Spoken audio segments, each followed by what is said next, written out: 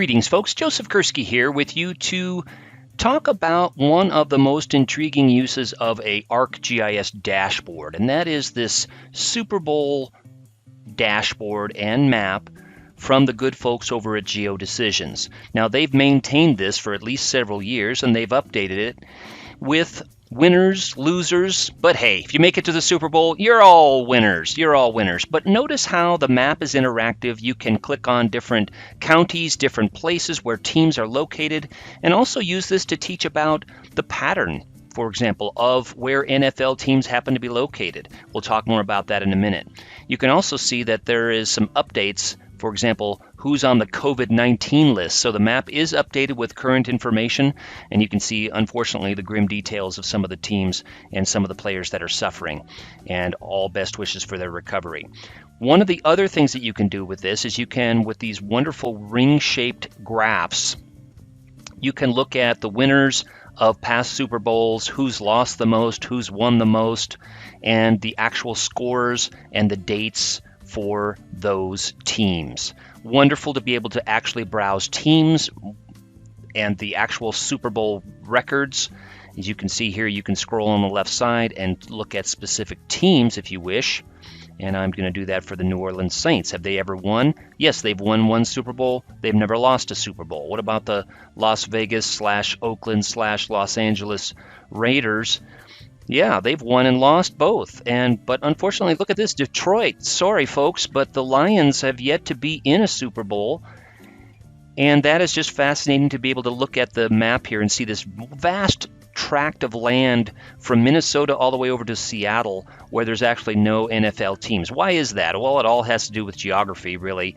It's population density and markets and so on. But that's another interesting thing. Why does Green Bay, for example, have a team and they're not a very big city in terms of comparing them to these other cities? So, the NFL Super Bowl map from GeoDecisions. This map and dashboard, by the way, is the same tool that the JHU coronavirus dashboard is built on, and millions of people are using that dashboard by the hour, really, to make smart decisions about their communities and about their individual behavior.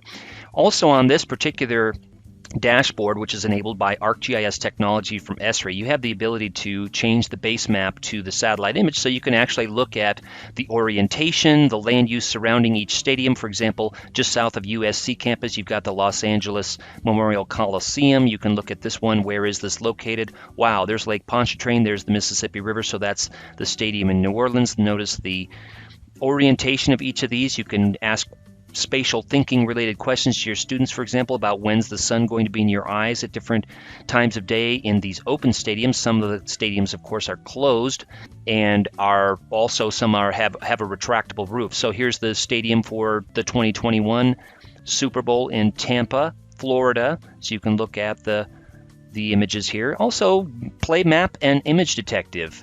See what's around there. We've got some baseball fields around here.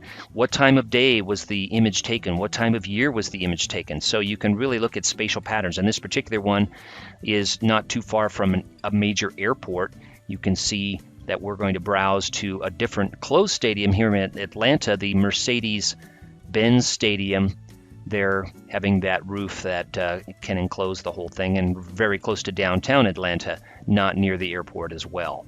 So, fascinating to be able to look at dates, times, land use, land cover, orientation, history, sports, lots of things that you can do here to foster spatial thinking. There are plenty of grim topics that you can analyze and that we should analyze: climate, land use, ocean acidification, and I talk about those things in this video channel, but sometimes it's good to actually look at something that's fun, that is a recreational activity, but you can also teach spatial thinking with it. So it's the NFL Super Bowl map and dashboard from the good folks at GeoDecisions.